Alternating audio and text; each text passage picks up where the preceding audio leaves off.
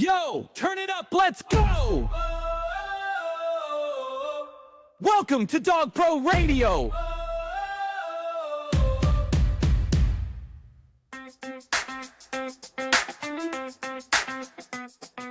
Welcome to Dog Pro Radio! Are you overwhelmed trying to run your dog training business and market for it at the same time? Let's be honest, scaling isn't an option anymore. If you're not using Meta and Google Ads to market for your business, you have already fallen behind. And this year, it's gonna hurt more than it ever has before. We create proven Meta and Google Ads campaigns that will help grow your business and get more clients in the door. Every day that you wait is a day that your competition is taking action. And more importantly, taking leads from your business. So if you're ready to scale, click the link below to get started. We're offering an exclusive rate for IACP members. Get your free month of marketing today.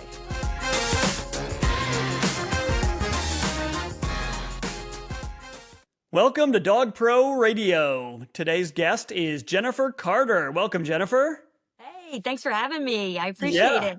Absolutely. Well, I'm going to tell everyone a little bit about you, and then I'm going to let you tell them a lot about you.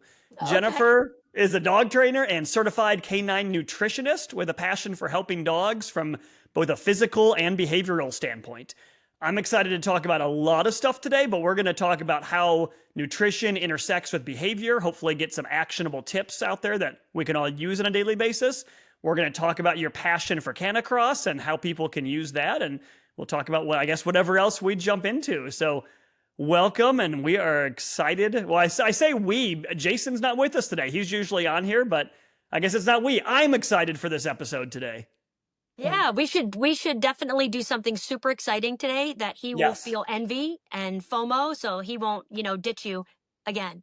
It's going to be huge, yeah, and I might not even tell him. I'm like, you have to watch the episode, but it was amazing. Right. No spoiler alerts. For sure. Well, thank you for taking the time to come on. Very much appreciate it. There's, like I said, so much we can talk about today, but why don't we start just tell me about yourself. What is it you do? Sure. How did you get to where you are today? Yeah, so I have had a very interesting life in the sense that I have done a lot of things in the course of my career time, always with working with animals as a hobby, a side gig, and you have what pays the bills, and then you have what you really enjoy doing. And something snapped in me as I got older, and I had less of a tolerance for things that didn't bring enjoyment anymore. And segued myself closer and closer into the space where I enjoyed my time and my efforts, and that included animals. So I've had personal dogs my whole life, and I've worked with other people's dogs over the course of my life in the way of training. But like I said, it was always a side gig. So I did segue. I was involved in 9/11 when that happened, and I felt like I sort of was spared in that moment because I was made for greater things. And that's where the beginning of finding my true space began.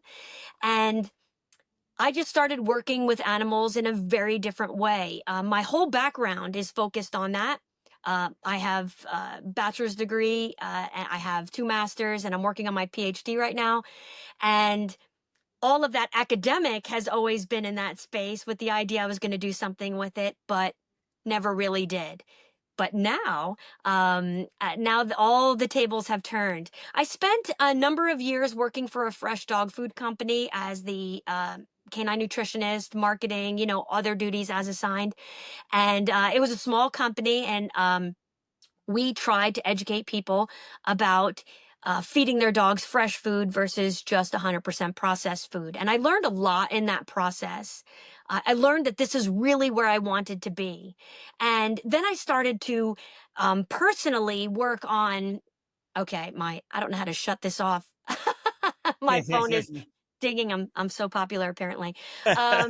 You're always popular when you don't want to be, right? Exactly. Come on now. They know I'm doing something important. So anyway, basically what happened was in my learning situation with that fresh food company, I started to really understand what was important to me. And that started to segue into very specific areas. I've always been involved in sports personally. So doing dog sports made sense to me because I got to do that sport. They got to do that sport. We did something together. nutrition, I've always been involved in nutrition in the human space because of the athletic side of me. But then to apply nutrition to the dog really became an easy transition. So I love that. And then I started to peel the onion back even further, where I started to look at nutrition and behavior.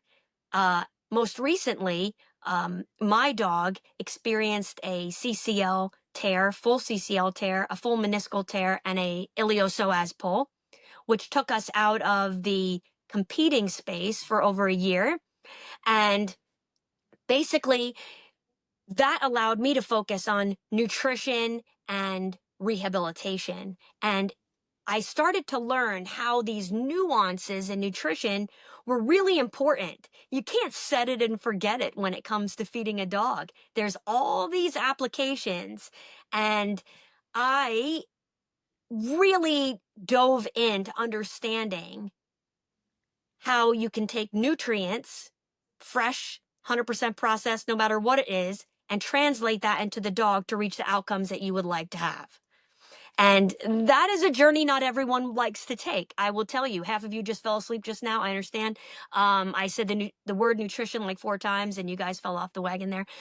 So welcome back. We're going to talk about exciting things, but yeah, that'll tell you about me. I've spent a lot of time in academics. I spent a lot of time with experience and observation and working with what I've learned in the books to firsthand experience with the dog. So I value that. I value the opportunity to be taught by dogs, to be taught by people, and to have some feedback. Awesome. There's so much fun stuff to talk about. I think just one thing I'll throw out, I'm certainly not a nutritionist, very far from it. But I think anyone who's ever bored by the topic, what I would say is think about the fact that our bodies are completely made from what we eat. And I take my own nutrition pretty seriously, and the same with my, for nutrition for my kids and my dogs as well. But everything we eat is what's creating us, right? As we grow, as we, shed cells, everything is being replenished. And is it going to be replenished with Fritos or spinach? I mean, that should be a kind of an easy choice, but same thing with dogs. So I can tell you, I won't be bored today. Well, me I will be neither. very, I'll bring enough very energy intrigued. for everyone, basically. Yeah. This is a rabbit hole I like to be down on. I tell this to my clients all the time. The body knows what to do. We just have to create the environment for it to do it. Honestly. And, it's the same as the dog when you're training them. They get it. But if they're not in the environment where they can receive that information correctly, well, then it doesn't work, right? So I like to work smart, not hard. I like to set myself up for as much success as I possibly can have, whether I'm feeding a dog or whether I'm training a dog or working with an athlete. All those things, if you work smart, then you set yourself up for success, you set the dog up for success, and you have something to tell that client at the end of the day, and how they can keep that momentum going for themselves when that dog goes home from you, or whether they transition to training with their handler instead of you, whatever that looks like. All right. Well, I've got some big picture questions for you, and then I've got some nitty gritty small picture questions, I guess, or very niche. Why don't we start with, if you're talking to someone, let's say our audience, everyone owns dogs. What's the perfect diet? Now, obviously that's going to be different based upon the dog, but overall, do you like raw? Do you like home cooked? Do you like kibble? What is it you prefer? And then let's go from there. So we've all started feeding kibble. We all did, even myself. I currently prefer a raw frozen diet. If you're going to do commercial, if you're going to make a homemade diet, then I like a homemade diet that has been audited. And I say that very specifically because you cannot eyeball a balanced diet, and you will miss very crucial minerals and vitamins. And that's what gets the veterinarians very upset, is when they come in and they see a dog that's malnourished in some way. And I say that not by not having enough food, but not having enough right food. It creates disease in the body, and it is a very bad thing. But if you have an audited homemade diet, well, that's the best thing that you can do. It doesn't matter if it's cooked or it's raw. It doesn't matter. It means you're using fresh ingredients. You know, they tell us as human beings that you should eat the least amount of processed food. They tell you to stay out of those aisles. Only go down the fresh aisles. I don't understand why. I know everybody says this and you've heard it a lot. I don't understand why they only recommend 100% processed food for dogs. Why, if they touch fresh food, death is imminent. That makes no sense to anyone. Before there was kibble, dogs did not, they didn't cook their food. They didn't go down an alleyway. You didn't see 6 dogs hovering around a fire that someone else built for them, holding their food on a stick going, "Don't eat that, Bob. It's got bacteria. It's disgusting." Your dog puts stuff in their mouth. Unimaginable things in their mouth, people. I don't know what to say. The last thing they're thinking about is, wow, does that have salmonella? They don't care. Their bodies are set up with very, very acid stomachs for that reason. Physiologically, they're built to kill bacteria and pathogens. That's what, now you're not, don't put that in your mouth, but they're built for it, okay? Now, does that mean, you know, everybody says, oh, your dog's a wolf. Well, your dog's not a wolf. It's far from a wolf. It hasn't been a wolf in very, very, very many, you know, hundreds of years. However, your dog is also not roaming around all day long looking for food. Your dog isn't exercising the way a wolf would be exercising. You know, little Trixie sitting on the couch, and that's what all that Trixie does all day. Well, okay. You know, you have to watch calories. You have to watch what they put in their mouth, you know? So my preference, just folding back on that, is fresh versus 100% processed. But I do understand that there is a price point associated with that. I do understand that there's a lifestyle associated with that. And in my practice, when I talk about nutrition, I try to take into account what people can do. It needs to be sustainable, whatever your plan is. It needs to be sustainable. So I can't tell somebody, oh, go feed this, and they're going to go broke, and they can't feed their kids because they're feeding their dog a frozen, commercially made raw.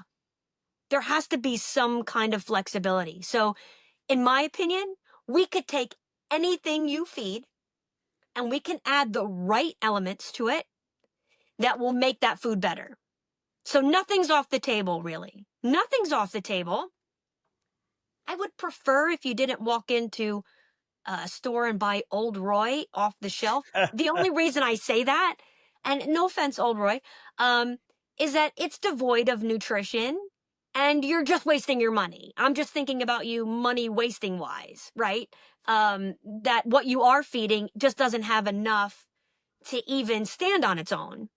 So I like how you say, no offense. I mean, your product is a waste of money and devoid of nutrients. But no it offense. is. Yeah, I'm with you. I may or may not have strong feelings about certain products. I don't know. It could be true. At the end of the day, really, what my goal is that we take a look at that dog, the one that's in front of me, the goals of and lifestyle of the person who's handling that dog. Okay, is it an athletic dog? Is it a couch sitting dog? Is it a dog predisposed to certain diseases? Right. And how can I help as a nutritionist help that person pick the right food, the rightest food that is within their means, that won't create harm in the process, but will advance the dog to allow that dog to thrive and do what it's intending to do in its lifestyle. If it's a working dog, if it's a couch sitting dog, all of that I take into consideration. So let me ask you a question on that. You mentioned to get, if you cook yourself at home, to get the diet audited. And I would agree. I mean, that makes sense, of course, you know, why not? But how do you handle the argument that we feed ourselves without getting our diet audited? We use common sense to feed ourselves. We just choose a mixture of foods and we consume them. Why can we not do that for our dogs? A couple of reasons. One, you can tell when you're not feeling well and you can give yourself feedback when you need something. You can address a craving if you have it. You cannot with your dog. They won't tell you. So what that looks like is deficiency or overages turn into issues. Those issues are misrepresented because the dog can't speak to you about them. And by the time an issue actually shows itself, that dog has been deficient or had an overage for a very long time because the body is forgiving. Okay. So I hone in on puppies where the body is not forgiving, and older dogs where the body is not forgiving. An adult dog, the body is pretty forgiving. Okay. So feedback is one of those reasons. You can't tell when you don't feel good because your dog isn't going to come in and say, I am zinc deficient. Not going to happen. What's going to happen is that dog's going to eat weird things, or they're going to have outward expressions of that you're going to end up misinterpreting. Okay. Most skin disorders are gut related. This is an issue. Okay. Most veterinarians that I have run into don't even look at the gut. They start to apply medicine. So now you're taking a root cause, you're not fixing it, and you're managing it when it could be fixed. Okay. Hold on. I'm going to plug in real quick here because I just want to make sure my phone is not dying at a rapid pace. I don't want to lose you all. We're right here. We're right on the cusp of excitement. The other reason is that people are also very sick these days. And you can't walk around saying that we don't feed ourselves this way when there's cancer is at an all-time high, diabetes is at an all-time high. We're not feeding ourselves well, people. We're not. We're juggling. We're robbing Peter to pay Paul. We are breaking our bodies. And if we feed our dogs, sometimes the way people feed themselves, you're breaking your dog at the same time, okay? So it's not always, there's never a always or never, okay? There's never extremes. But if you have a family that's feeding themselves on 100% processed food and they're feeding their dogs on 100% processed food, they're going to end up with the same diseases. Okay? If you have a person that's not active and their dog's not active, you end up with obesity across the board for people and for dogs. So there aren't people out there that are having a lifestyle like X and going out of their way to feed their dog a fresh diet. It's not happening like that, right? So, okay, so we just have to be mindful. That's all I'm saying. There's no perfect system. I'm not saying that if you don't feed your dog a balanced diet every day, you're killing your dog. I would never say that out loud. It's not true. Okay? But there is a tipping point, where if deficiencies and overages are not addressed, over time, they break the body. They do it for humans and they do it for dogs. So what I'm saying is, where do you want to put your money?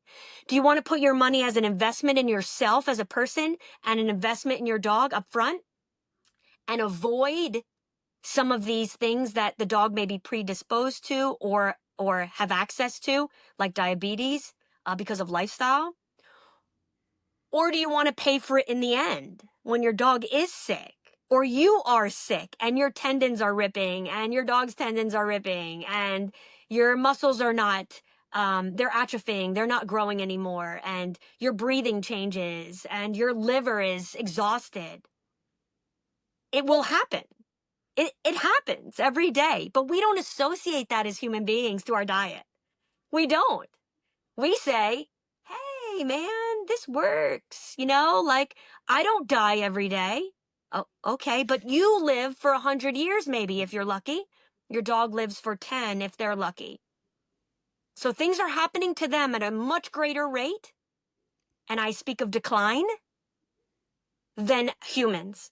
So the human body is very forgiving. So apples and oranges, guys. Apples and oranges a little bit there on let's apply what we do for ourselves to our dogs sometimes.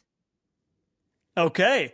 So digging a little deeper there, all of us, most of our listeners are dog trainers, of course, and have clients. And if you're talking to your clients and you say, hey, maybe you want to think about what food your dog is eating, and you talk about home cooked meals, most people are probably not going to want to go find and hire a nutritionist. Some will, obviously, right? But many won't. Yep. Do you have books you would recommend or podcasts, or where would you tell someone to go learn about this before they kind of try to jump in themselves? Yeah, it's hard to say about books because people have different, biases about how to feed. Honestly, I mean, Dr. Becker's book with Rodney Habib, those kinds of books on fresh food, how to use fresh food, what it's used for, what kind of nutrients. There's a lot of books out there. I would say look for books that are from reputable sources. I would do that. Now, there's a balance, right? Somebody's reputable source may be a veterinary nutritionist, right? But those are usually paid for by kibble companies. So, yes, although they are reputable and maybe knowledgeable, they also have their biases too, right? There's no perfect answer. I wish I could just hand you a book and say, like, if you read this, it's going to be life changing. I think it's starting the process of learning. Now, you have to be very careful online. You have to be very careful. People are very passionate about this. There are sides, as everyone knows. You're either on the raw side or you're on the kibble side, and never the twain shall meet. And I don't recommend going toe to toe online with somebody who feeds Purina. I just don't recommend it. It's just not a fun experience. There's just you have to open up the portfolio, and you have to find books, and you have to read about them, and you have to read with an open mind no matter what you're reading, even if it challenges your biases and you didn't even realize you had them. I do it all the time. I have people that come to me and give me a book, and I read it, and I have a very visceral response to it. I'm like, oh my gosh, I can't believe this is in print. But what can I learn from that? Knowing what you don't like is just as important as knowing what you like. And you have to try different things. Okay. So an open mind. Get out there, start to pull down some books about fresh feeding, about homemade diets. Dr. Judy Morgan has a homemade diet that's audited. Maybe you just go with someone else's audited diet and you try it with your dog. And the other thing that I also recommend, and this is what I do in my practice, is I do a bunch of wellness testing before I start to make changes. I try to learn about my dog's situation as much as I possibly can before I start to apply something. Okay? So that's the other recommendation, is that, you just start to think about how you can use technology and science to better understand your dog. And that could be microbiome testing. It could be allergy testing. And I say allergy, intolerance testing is a better word. People are more familiar with the term allergy, but it's not a true allergy. It's an intolerance that expresses like an allergy does. The gut microbiome test will tell you what's going on in the inside of that bacteria and the gut and the small intestine and the stomach and all that, what that looks like. And then there's hair tissue mineral analysis testing that'll tell you if there are deficiencies in minerals that look back 45 days versus a blood test, which looks at that moment, right? So when you start to put those test results together, you get a better picture of your dog. And then you can say to yourself, okay, these ingredients I'm going to stay away from. These ingredients might be helpful. Now, what does the diet look like? Should it be a cooked diet? Should it be a raw diet? I'm just going to tell you, I had an 18-year-old Chihuahua who would not eat raw. He would not. The texture of the raw, because he was kibble fed in the earlier times of his life, he did not care for it. He didn't know what to do with it. I could not feed him raw, but I could feed him a cooked food because it had texture to it. So you have to look at the dog in front of you, and you have to be as purposeful as you possibly can so that you will be successful. Remember, I said earlier, work smart, not hard, right? So this goes back to, there are plenty of nutritionists that are DVMs that are board certified that people have had great experiences with, equally cruddy experiences. Okay. There's a million people out there calling themselves a nutritionist. I'm just going to say it. You have to do your homework.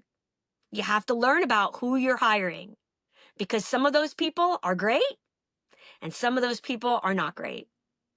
And, it doesn't have to be me. You can find the person that you resonate with, but you have to find somebody who is active in the industry, keeping up their learning as they're going, open-minded, because not everything is for everyone, and who has your dog at the heart of every success and goal. Okay.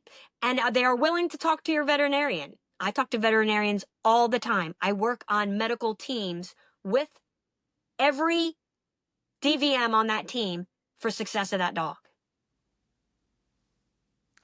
So when you say the success of the dog, I would assume you're called in for a variety of reasons. I would assume sometimes you're called in from a behavioral standpoint. Sometimes the dog is just sick, allergies, you name it. What's a common reason you're called in? And I guess what are some things people should watch out for? When we talk about diet can affect many things with the dog, when should a trainer maybe look at one of their clients and think, hey, behavior, I mean, we all know the obvious ones. If the dog has diarrhea constantly, well, that's pretty obvious. If the dog is obese, pretty obvious. What are some times you're called in that might not be insanely obvious to the average trainer, but might be to you? Yeah, so great question. Thanks for that. I usually get called in for the 3 S's. Sports, that's a number one. Dog's too thin, not gaining weight, need to maintain muscularity, hurt, you name it, right? Or just performance issues. Skin is the second one, where my dog's itching, it's been on Apoquil, nothing's helping, I'm going to strangle the dog, going to strangle my vet, somebody needs to help me, I'm losing my mind. And well, I had the third one, skin, and I had my third one, skin, sports, and I had my the third one's gone, it'll come back. But the other one is usually digestion of some sort, right?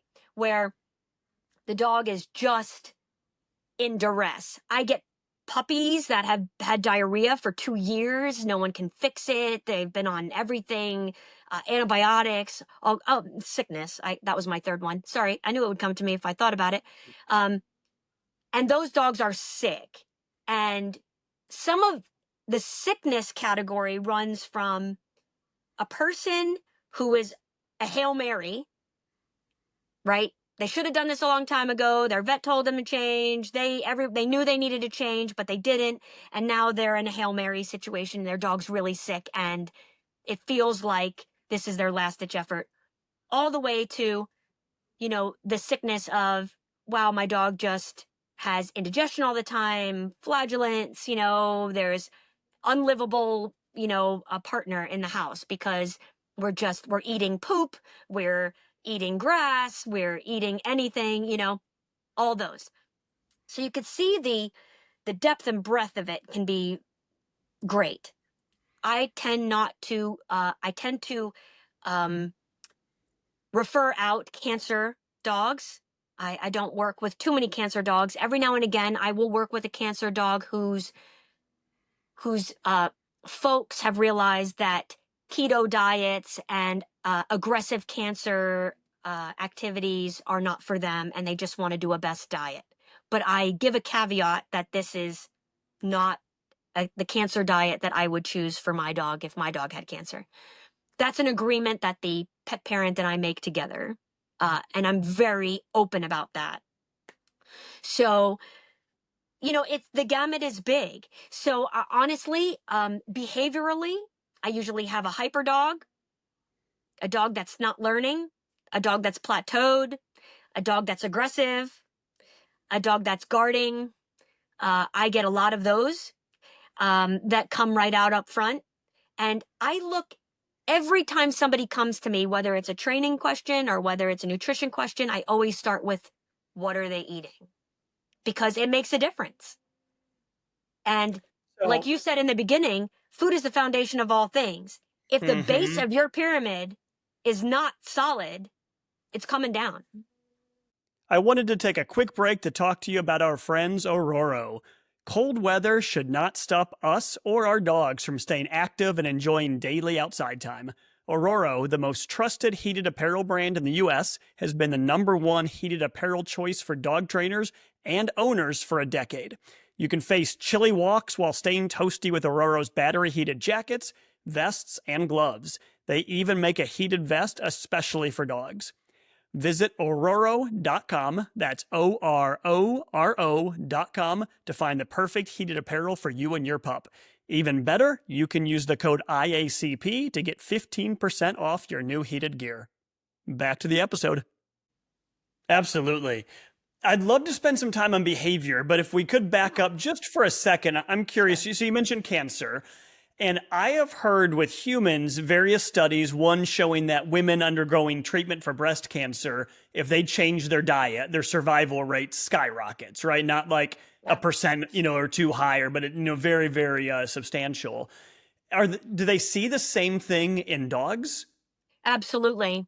Yes. And the thing with cancer that I enjoy, the one thing that does show itself to be very educational to someone like me, is how herbs play into that, how natural resources, in addition to food, also change the course of events. I started this conversation with you, Matt, with the idea that the dog's body knows how to heal itself.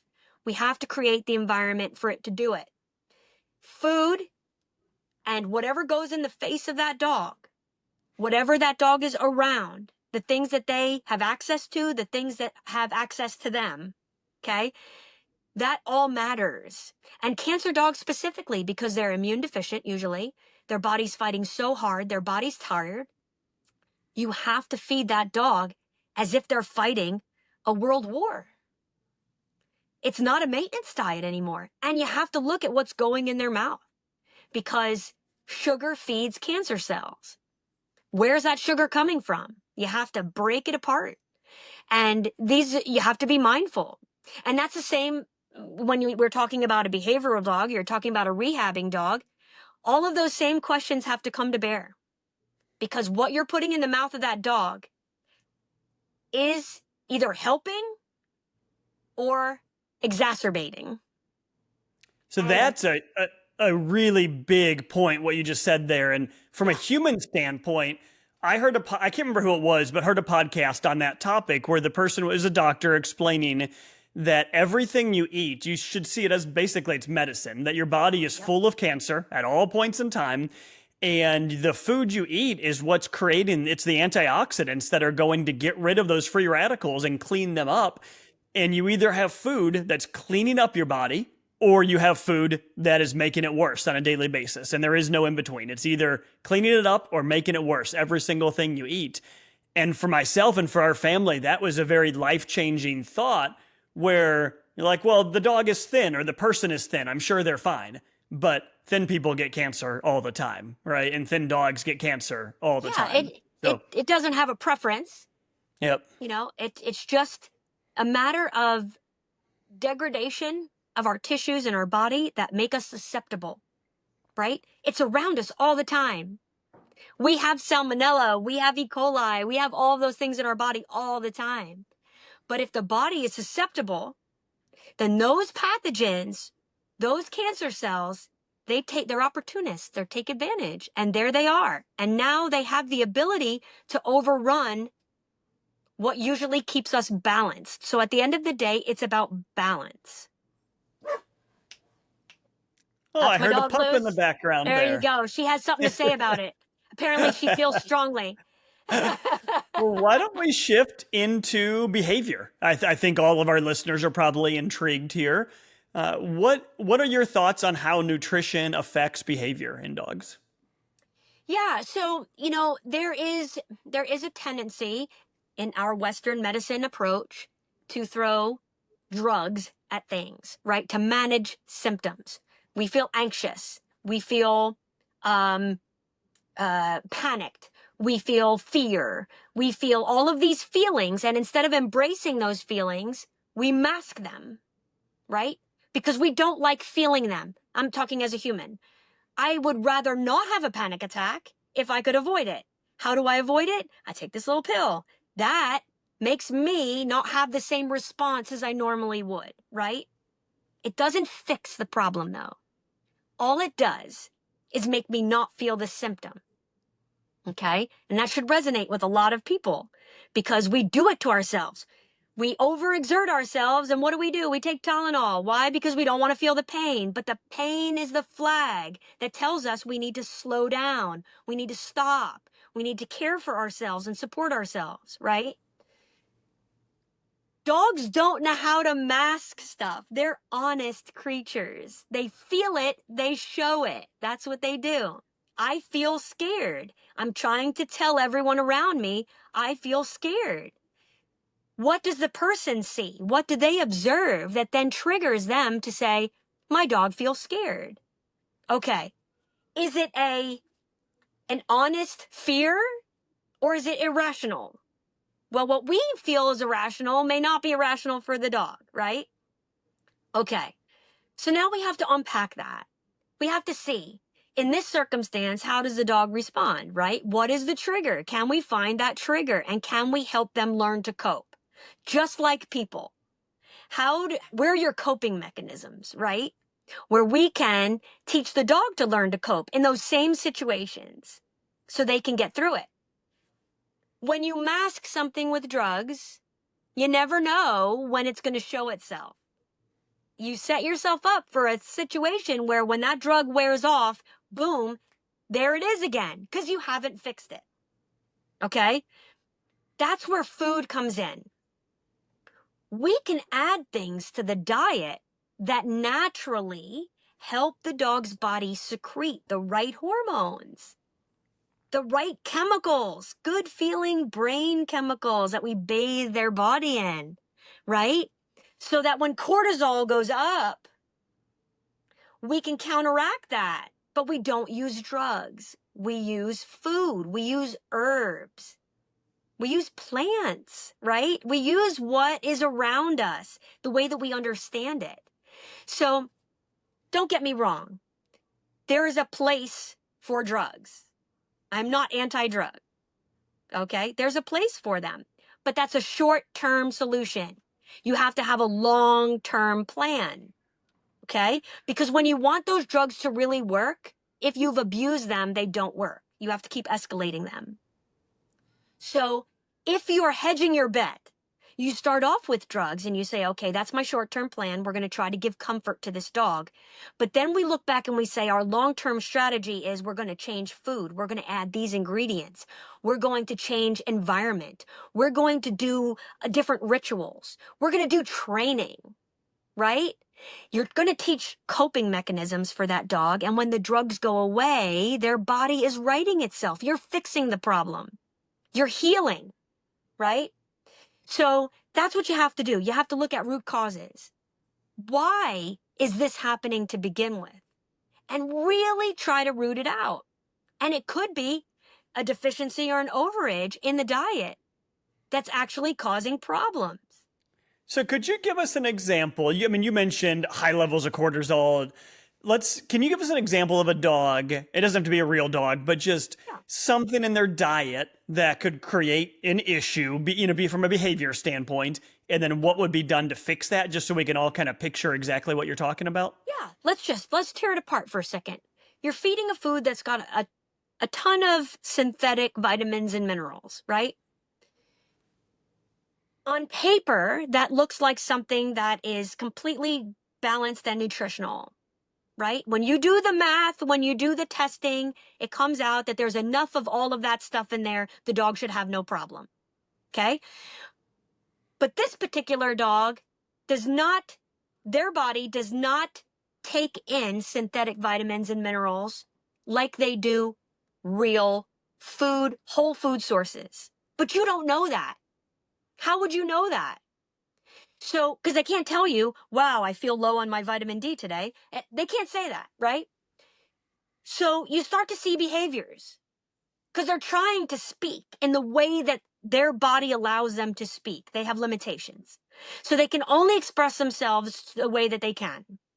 Whether that's actively barking, I don't feel well, I'm lethargic, I'm ripping apart my skin, I don't feel as as well as I did before. I'm getting ear infections. I'm getting UTIs.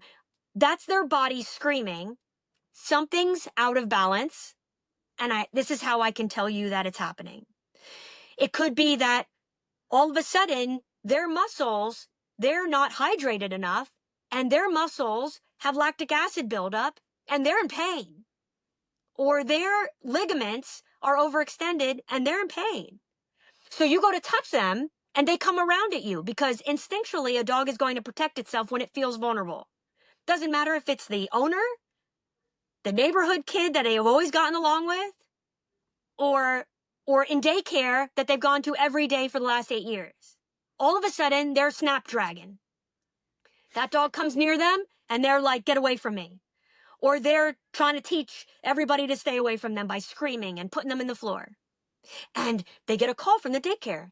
Well, little Trixie is a real something today. Almost took out 2 dogs. We had to separate them.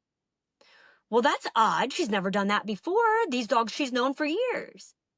Okay, guys, this is where you have to go back and you have to say, this is what I do. What is happening with that dog, right? And I start at the foundation of food. I look at the diet. Okay, I see a diet full of a whole bunch of synthetic vitamins and minerals. Something's amiss. I start to do testing. I see in my testing that the dog's vitamin D levels are low. Okay, noted. I start to see that bacteria levels are unbalanced in the gut. Okay, noted. What I try to do from a food standpoint is I start the process of creating an environment in which the dog can heal itself. I start to add in those things that fixes those deficiencies, fixes the balance of the gut, and the dog becomes less triggered. I maybe change the protein to a protein like turkey, which has chemicals in it, from Thanksgiving Day, where Uncle Sam is sitting with his hands in his pants on the couch and he's falling asleep because you fed him a ton of turkey that day. Tryptophan. It's the age-old joke about how turkey puts people to sleep. Tryptophan actually works to relax a person, a dog. It's a good thing. So what if you were to change the protein to something like turkey that has tryptophan, in addition to taking out some of those synthetic vitamins, right? Making a simpler diet with less ingredients, maybe less intolerances. And you start to work towards simplifying this dog's intake and monitoring what you're seeing on the outside, right? And it's just a very simple soup to nuts way of breaking down the puzzle that has now become this dog. The dog knows what's happening in the sense that they don't feel well. They just can't communicate it. So behaviorally, you're going to see those kinds of things. I have learned in a number of classes that if a dog is reactive at the neck, it's usually a neck issue, like a person issue. They're reactive to people because they're having a neck issue, and that's where we handle them, at the neck.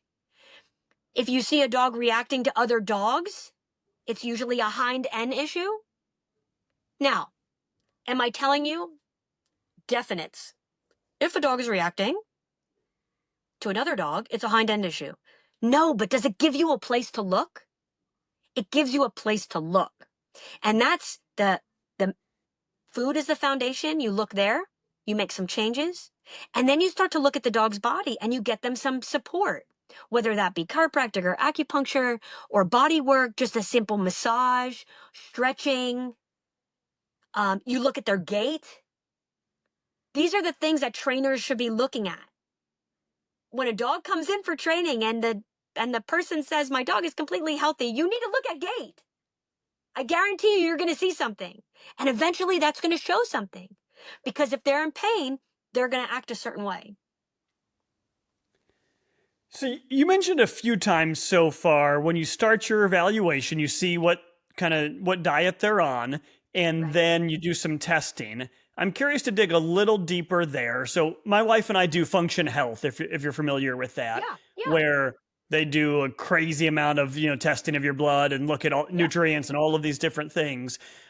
is this basically a doggy version of Function Health? Like, what does it look like? It kind of And, is.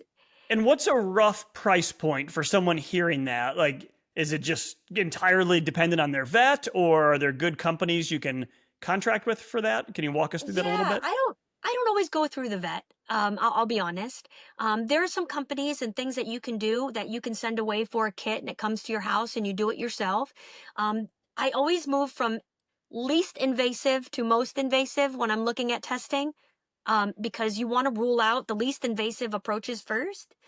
Um, there are testing that I do. I do wellness exams. I promote wellness. So I like people to think proactively, not reactively. Don't wait until something breaks and then try to fix it. Let's try to get in front of it before it breaks so that it never breaks, right? So let's try to just be out front. And they should do this with themselves too. So I do hair tissue mineral analysis tests at least once every 3 years. I do microbiome tests every 6 months usually, and you can get these things on sale.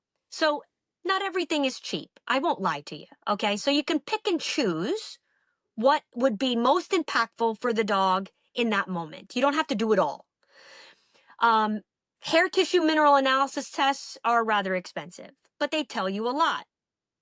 You're doing a homemade diet that's not been audited, I would definitely prioritize that because it's going to tell you if there are mineral deficiencies before it gets to the blood. Okay. Um, you can do blood tests. Blood tests are a snapshot in time. And that moment, that's what it looks like. A week from then, it might not look like that. Did the dog eat first? Was it a fasted test? What time of day was that test? There's a lot of questions involved. And when you're doing blood tests, a hair tissue mineral analysis test looks back 45 days and it looks at what kind of minerals or pathogens or toxins have been deposited in the hair follicle, because that's what our bodies do. And it tells us a lot. Um, Blood tests are important. Don't misunderstand. Blood tests are important. Um, there's there are testing like VDI as a lab in California that does testing for vitamin D. It does intolerance testing. It does B12 testing. So if a dog's having an digestive issue, you want to know if there's deficient levels of B12. If the dog is a sporting dog, or a dog that has been neutered or spayed really early in their life, a vitamin D test is super important. Um, Vitamin D is directly related to calcium uptake, phosphorus, and those three things together really determine the health of the physical body. The bones, the ligaments, the tendons, muscles, all of those. Can I ask a quick question on vitamin D? It was just popped into my head. So we know different humans produce vitamin D very differently, right? For some people, lighter Correct. skin, you produce it much quicker. Are there differences in dogs as well based upon So they their don't, skin, dogs their don't, fur? they can't make vitamin D like we do Okay, through the skin because their none. skin is covered. It'd be like you Okay. wearing a tracksuit all day long, completely covered up. You wouldn't be able to make vitamin D either. So they need to have it in their diet. It can either come as a synthetic vitamin D3, or you can get it through vitamin D rich whole foods. Okay. So they So make like liver, absolutely zero they get from the sun? zero from the sun. Yes. Interesting. Yeah. So you can't count on that. They're just covered in a different way. Even though dogs that have short fur, bodies still can't make it from the sun. They're just going to burn because they don't have fur to protect them, but they're not translating that into vitamin D. And I'll give you an example with my dog, personal experience. She does not take up vitamin D, synthetic versions of vitamin D. She was deficient for a very long period of time where I had to supplement her diet, and I couldn't understand why it kept happening. And it was because the source of that vitamin D was synthetic. The moment I changed her to a frozen raw diet with more than one organ offered in the diet, her body could take up that vitamin D without issue. So if you don't test, you don't know. You just don't know. You see? So there isn't a test for everything, unfortunately, but there are some tests out there that are reliable that can give you some feedback about what's happening in your dog, um, and help you to make good decisions, So informed decisions. do you have a list on your website or Facebook anywhere of tests you recommend where someone could look and see all of this information in one place? I don't at the moment. I in my past, I've written a lot of blogs for other folks, like other companies I've worked for, that have laid out sort of these wellness approaches. That's a good idea. Matt, I should do that. I Well, should if you sit down and do, write them out.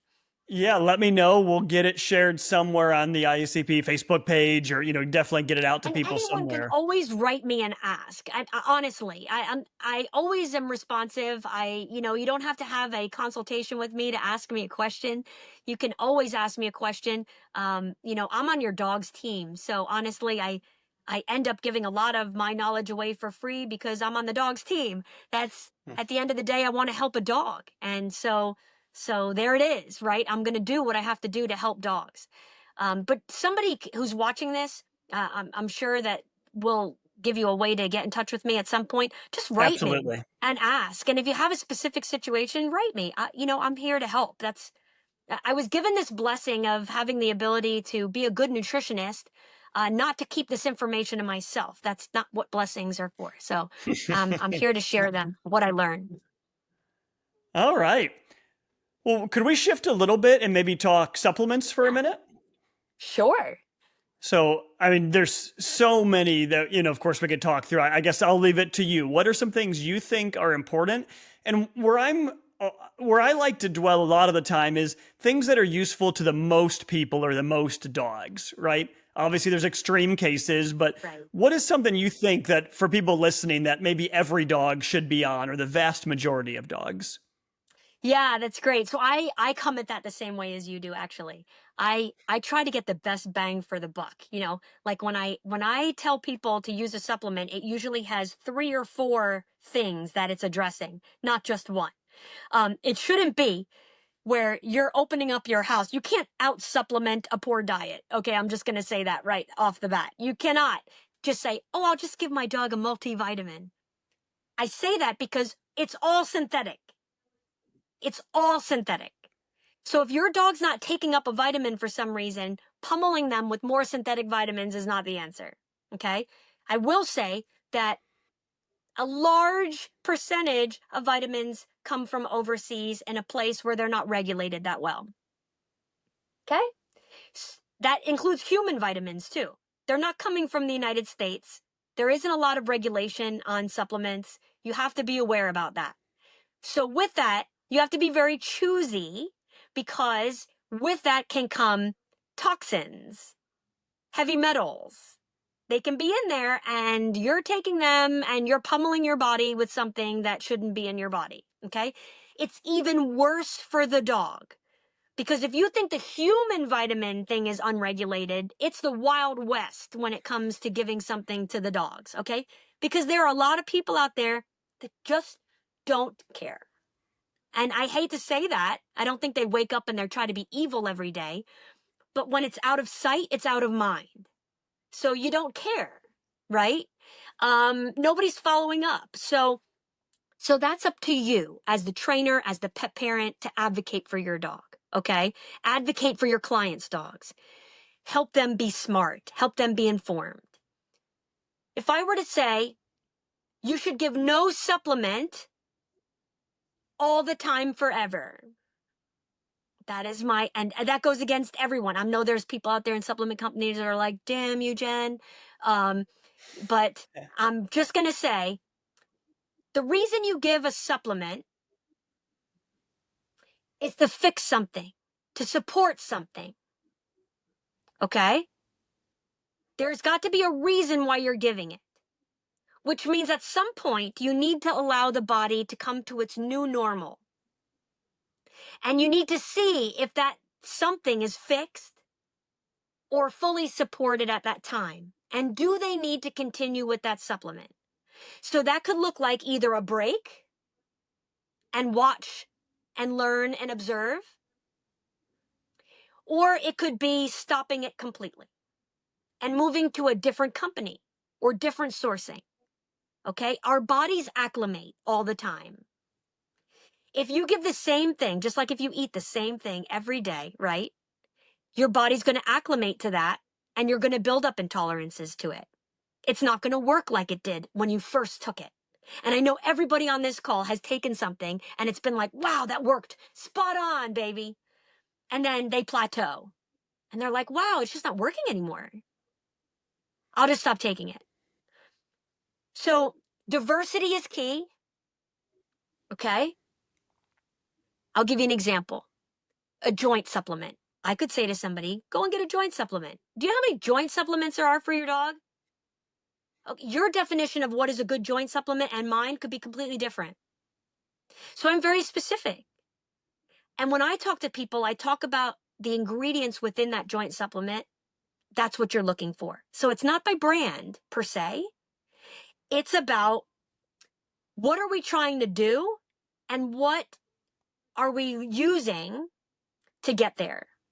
So is it turmeric? Is it green-lipped mussel? Is it, that's what I'm talking about. What are those ingredients? And what I tell people is find the ingredient that is non-GMO, organic if you can. Try to find the ingredient in that supplement that is trackable. They have third-party testing. Okay, maybe their product has been through NASC review. Okay, so and NASC is a private governing body that has sprung forth in order to help regulate some things. So at least if the person is making claims, they've actually proven that those claims are true, right? And they're not making false claims. So, if a supplement isn't NASC certified, is it no good? No, I'm not saying that at all. But ask for third-party testing. Ask, ask for more information. Don't just take it at face value. The chances of you walking into Walmart and buying a supplement that is good for your dog is slim to none. Okay? Slim to none, kids. You have to source it a little bit. I wouldn't buy supplements on Amazon, I'll just be honest with you. I would go to the company's website because there are a lot of fakes out there, unfortunately. Right? So you have to be smart. You had asked me in the beginning, Matt, what would be some that I would recommend that every dog be on? There are some breeds that are predisposed to joint issues. The moment that dog drops on the ground from birth, there would be some kind of support for joints. Okay?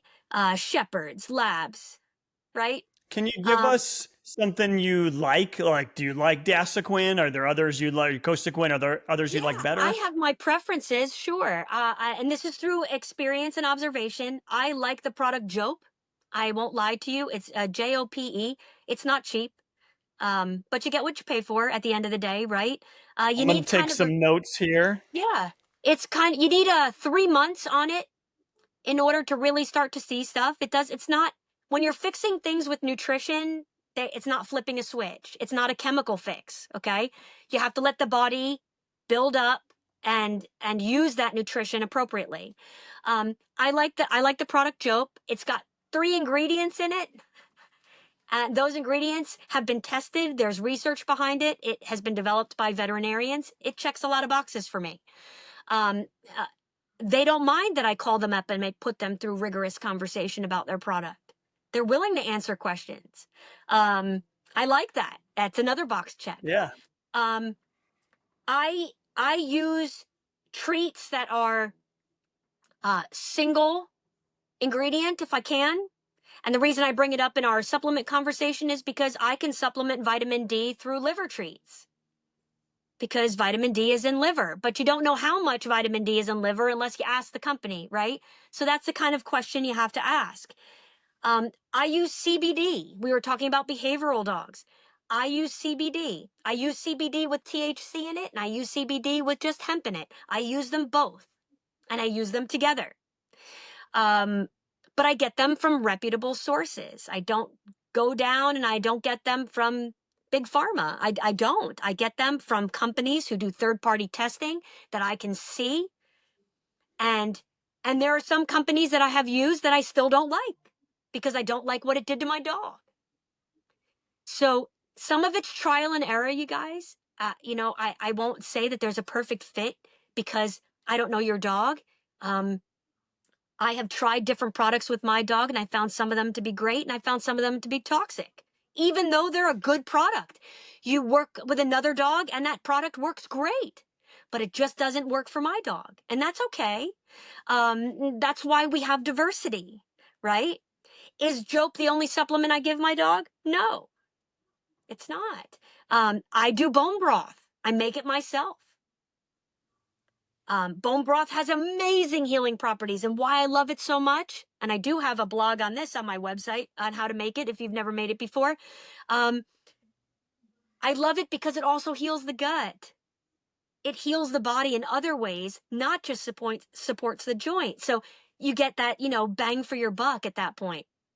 And you should drink it too. I genuinely don't give a probiotic.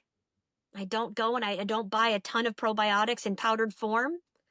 I like to use whole foods when I can. So I use sauerkraut. Yes, human grade sauerkraut that you go in the store and you find in a jar that's got cabbage and sea salt or Himalayan salt, no onions, make sure there's no human flavors in there. And my dog eats sauerkraut off a fork right out of the jar. I love it because it's got enzymes, it's got probiotics and prebiotics. All the bacteria eats the sugar out of the cabbage. It's a keto vegetable. And it's crunchy and it smells and dogs love it. Not all humans love it, but dogs love it. And They would love it if they knew how good it was for them. exactly. And it starts working right away. It doesn't need to be activated. It starts in the mouth.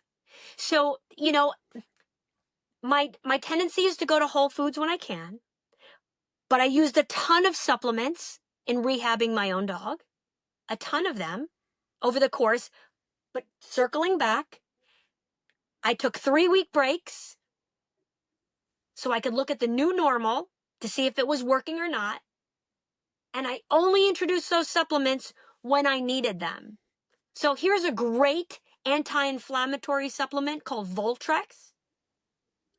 It's all herbs. And it's wonderful if your dog is on fire, inflamed, for a various number of reasons. I used it under the auspices of controlling joint inflammation as she was healing from the CCL tear. But it's not a joint inflammation. It doesn't enter the body and goes, let's go to joints. It targets inflammation. And wherever there's inflammation in the body, it's going to target that. So if there's inflammation in the gut, it's going to help fix that.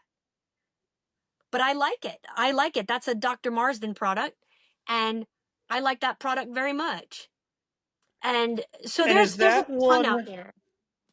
And you had mentioned earlier that you don't think the average dog should be on supplements, and it sounds like your recommendation is, of course, whole foods and eat healthy. Yep. But these are two, I wrote them down, Jope and Voltrex, that you like. Yep.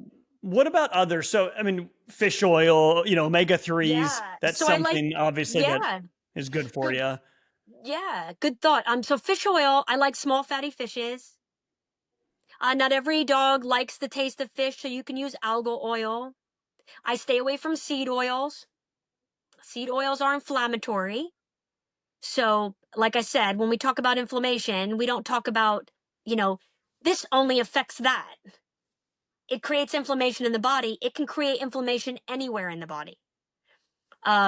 So I stay away from things that are inflammatory, like seed oils.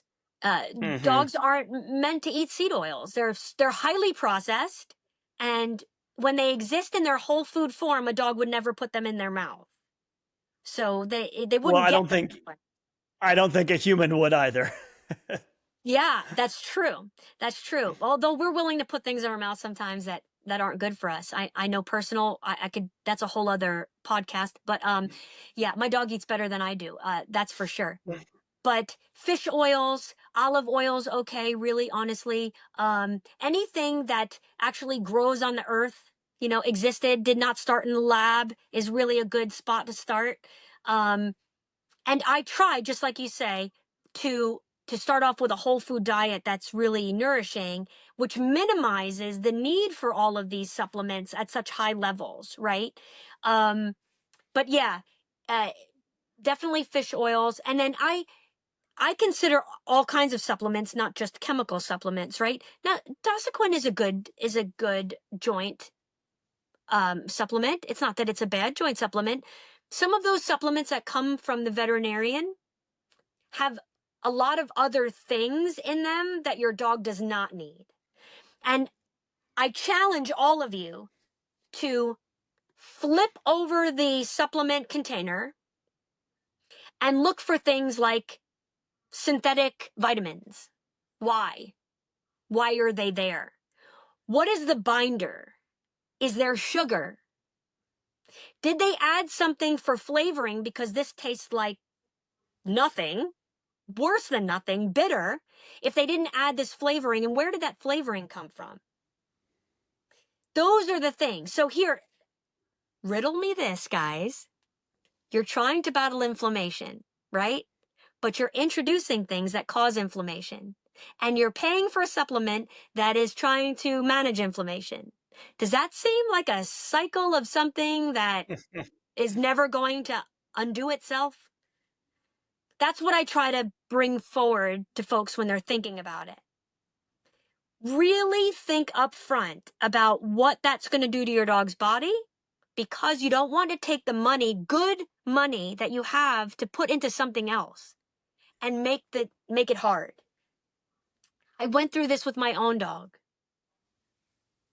So you had mentioned checking the label, and it made me think, have you heard of the app Yuka? I have not. It's not for dogs. It's a human app. It's amazing, and you scan food at the store, and it tells you what's in it, and it tells I have heard of apps like that. Yes. Really cool, and it tells you a risk profile of different things. And so we have our kids use it at the store, and then they're like, "Oh, I don't want that food. That scores like a 20. Why would we get that? Let's find a better one." And it makes them, want to take control of their own diet. If there's not one for dog food out there, you should invent it. There's a business for you, because you look at the back of treats or food and there's 80 things in there. Maybe some of them are okay. You have no idea unless you research each one, and who has time for that? Yeah, and it's really hard. It's hard because let's say your dog's having a non-specific intolerance skin response and they're scratching the crap out of themselves, right? How do you know which ingredient could have caused it when there's 57 in them? It's hard. Mhm. It's really hard to narrow it down and say, okay, listen, this joint supplement's got 3 ingredients. It's one of those 3, kids, right? So then you have a better chance on figuring out what's causing the inflammation.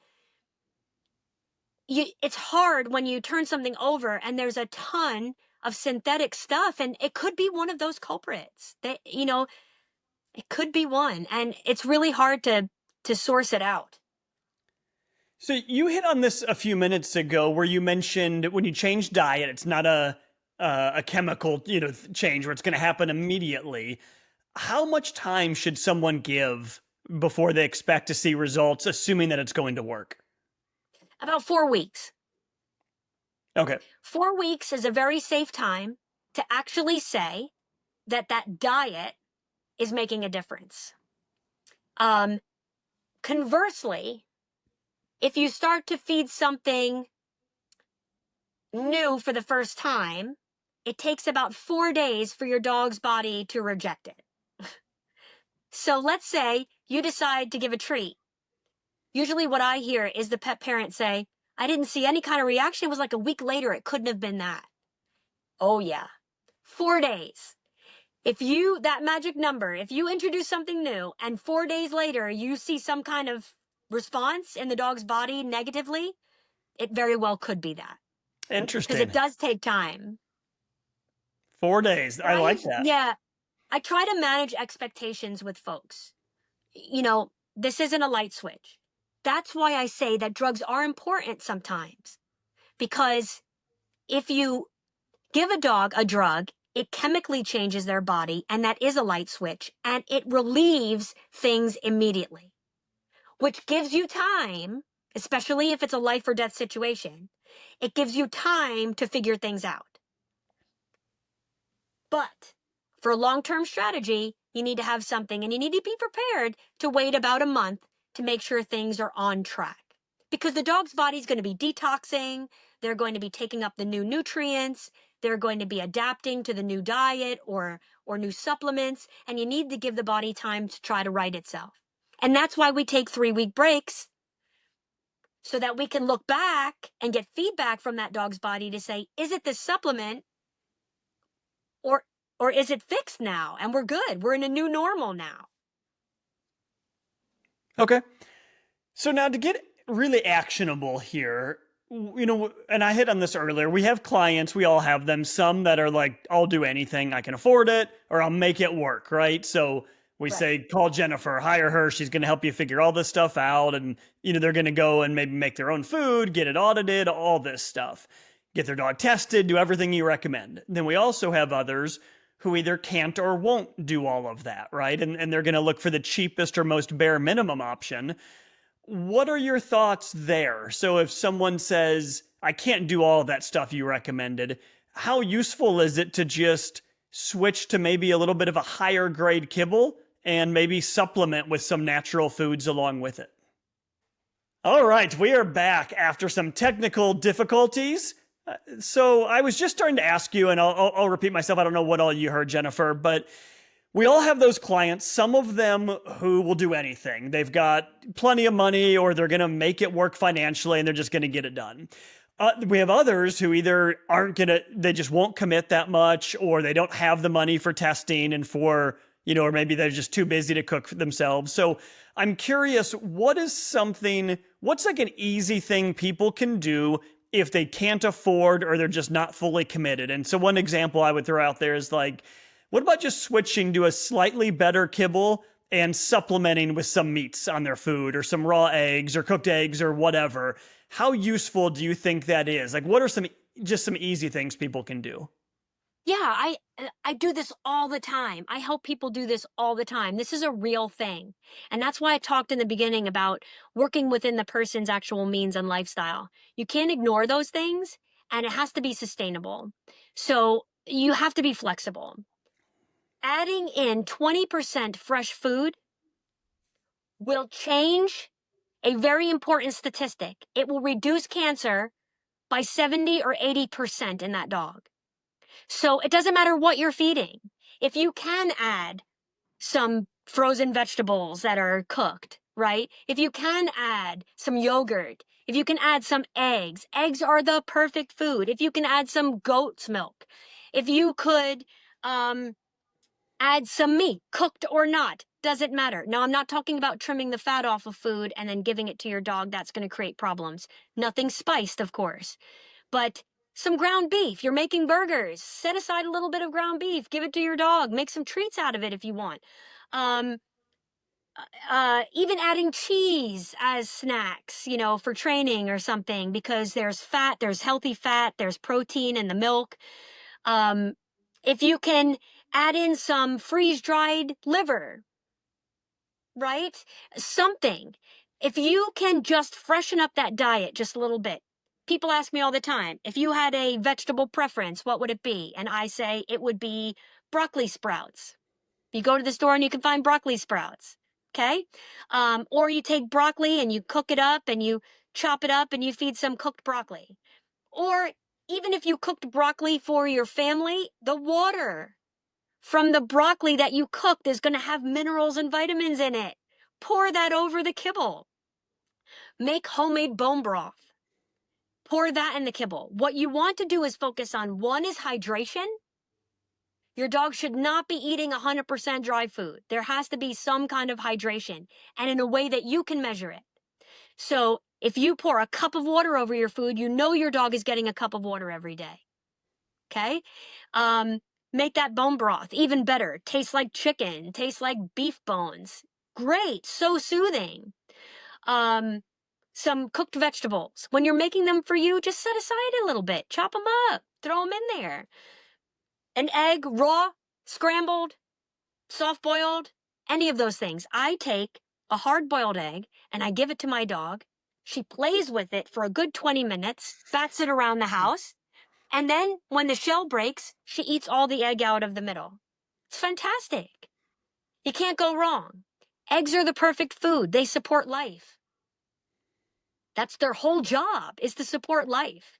So it's perfectly balanced. All the minerals and fat and protein, everything in an egg is balanced. You don't even have to worry about it. You can just feed it. If a dog doesn't want to eat their food because they're not feeling well, scramble an egg up. Give them something that they can put in their system that's easily digestible, that can be used by the body right away.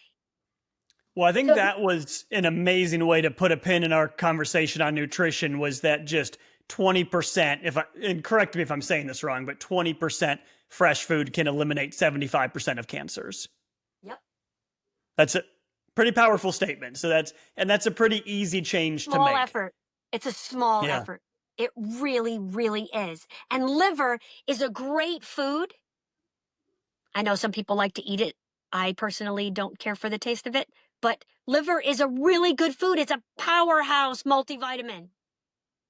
So if you had to choose an organ, liver. All right. So why don't we switch gears a little bit? We said at the start, we promised we were going to talk about Canicross and what it is you do, and you're coming to conference this year. I am really excited to see you speak. I think it's going to be a lot of fun. We can't, and you're going to do more than speak though. So we can't reveal the secrets of your talk today, but you can tell us a little bit, of course, about what it is. But then you're also going to be doing some other stuff at conference, right? So do you want to walk us through what So Canicross is and why it's important to you and what you're going to be doing this year at conference? yeah, you should definitely not miss my big talk. My big talk is basically on nutrition's role in rehabilitation. And as trainers or as other dog professionals, you are constantly seeing clients that have dogs that are in flux in some way, either getting hurt, getting over being hurt, all of those things, getting older, all of those things. Um, I'm not gonna talk basic nutrition. It's not about that. It's about adaptive nutrition, which is my coin term of how we take basic maintenance nutrition and we adapt it to that need of the dog. And as we talked earlier about behavior, it could be about managing behavior or making that dog feel better. Or in this case, at the talk at IACP, it's going to be talking about healing, how we adapt nutrition so that the body can heal. And you're not going to want to miss that. I have something in there for everyone. And I'm using an actual real world case study to have this discussion involving my dog, which was a full 5-on-5 CCL tear, meniscal tear, and iliopsoas pull, and my rehabilitating her for an entire year. So I have actual hands-on observations and experience, anecdotal stuff for you, and science behind all of that to share. Hopefully, so that if you either know somebody that's got a dog in that predicament, or are training a client who has a dog in that predicament, this could be helpful to you. The other thing that I'm doing is I'm speaking at lunch on Wednesday, so don't skip lunch on Wednesday, and I'm going to be talking about the sport of Canicross. And some of you are going to be like, oh yeah, and other of you are going to be like, what did she just say? So I'm going to tell you Canicross is cross-country running with your dog. And then there's a few of you that say, I don't run unless I'm being chased. Okay, so fair enough. You can also walk with your dog or hike with your dog or bike with your dog. It's all in the same genre of sports, the mushing sports. Basically, overseas, when dogs are not sledding in the summer months, they still train. Guys, we just want to give a quick shout out to one of our longtime IACP sponsors, Blue Nine Pet Products. So are you looking to level up your training classes and boost client success? The Climb by Blue Nine Pet Products is the professional's go-to platform. It's built for clearer communication, easier class management, and better owner follow-through. Plus, it's a proven way to increase revenue. Trainers across the country sell the climb right from their facility. And I know we sell a lot of them. We use them in group classes, at shelter programs, lots of different ways we implement the climbs. And with exclusive wholesale pricing, there's never a better time to get started. Visit blue9.com to apply today and start building a better training business. Okay, Jennifer, the story of our lives. We had technical difficulties again, but they have now since been Yes. fixed. So you were saying a moment ago that you're going to have a couple courses set up, a 3-mile course, a 1-mile course. And I was thinking, I want to see Jason Ferguson do those courses. I want to see him in the Savannah heat, just hiking for 3 miles. It's going to That'd be in be the awesome. morning. So hopefully it'll be the coolest part of the day. Okay. I chose the morning over the afternoon because of the quality of the air. Usually in the afternoons, it might be cooler, but the air quality is usually still kind of harsh. So we'll be getting up early for you early birds, if you would want to get up. And this way you'll start your day really refreshed. Your dog will be worked. If you brought your dog, and they will be ready to relax in the air conditioning, that'll be fun. And we're going to bring a whole bunch of gear so that you can experience a hands-free belt, and you can experience an actual mushing harness that you can try on your dog to see what that looks like. And I'm going to talk during my session about the significance of having a specific type of harness for this type of workout and why that's important. Cool. Well, I think people are going to love that. Everyone who's willing to get up, that's going to be great. And then you had told me earlier that you're going to be releasing something during the conference. Is that a secret? Is that common knowledge? Do I need to cut this right now? You guys are the first to hear it, though. I will say that. So yeah, it's kind That's of weird awesome. because I haven't actually said it out loud, really, except to certain people, like my editor, who I want to strangle. I have written a book, and Joy Above All Joys, not specifically timed for this conference. However, it seems to be in time for this conference. And I spent the last 2 years working on this book that basically talks about overcoming a CCL tear, a meniscal tear, and iliopsoas pull using conservative management versus surgery. I did it with my personal dog, and I felt like it was really important, with everything that I was learning through her, to be able to share that with people who were equally struggling with the same type of situation. The book actually manifested itself into something more of a resource, because it's going to talk about adaptive nutrition, which I talked about in this session today, how to manage nutrition around a rehabilitating canine. And it's going to also talk about the supplements that I used, and it's going to talk about some big overarching topics like weight management and muscle atrophy and inflammation control. All of those things. So even if you don't have a dog that is experiencing this specific injury, you could get something out of this book, because it deals with a lot of other issues that were cursory to the injury that people deal with every day. I mean, just take obesity as it is. I'm trying to get my dog to lose weight. What does that look like? You know, no matter where you are in your journey, whether it's preventing an injury, you're in the middle of an injury, or you're getting over it, this book is going to be able to do something for you. Hopefully, this is my gift to the canine industry, in the hopes of having people understand that surgery doesn't have to be the only choice, that you could achieve success through conservative management, and you get to follow a memoir of somebody who experienced it over the last year. That sounds like an awesome book. And I love that Dog Pro Radio is now breaking news. This is where people come. And I'm going to have books at the conference, and IACP has graciously given me an opportunity to do a meet and greet and sign some books if people want them. But for me, this is just a real joy. It's my legacy that I can leave behind and that Luce is leaving behind. Luce is my dog. And hopefully people will thrive in the face of having it. So I appreciate you allowing me to share that with great. the world today. No, that is awesome. And people are gonna, I think, really like that book, especially if it, you know, when it speaks to them. And there's so many people in that situation trying to rehab a dog. So where can people find out more information about you? Where should they go? You can always email me, and my business is, the company is called Harness Canicular, and you can go to my website, which is harnesscanicular.dog, and it's a unique enough name, it'll pop right up, don't worry. And then my email is basically harnesscanicular@gmail.com, and you can write me and you can ask questions, or if you didn't understand something in this talk or you want to talk further about it, please don't hesitate to reach out. I would love to help. Awesome. Harnesscanicular.dog.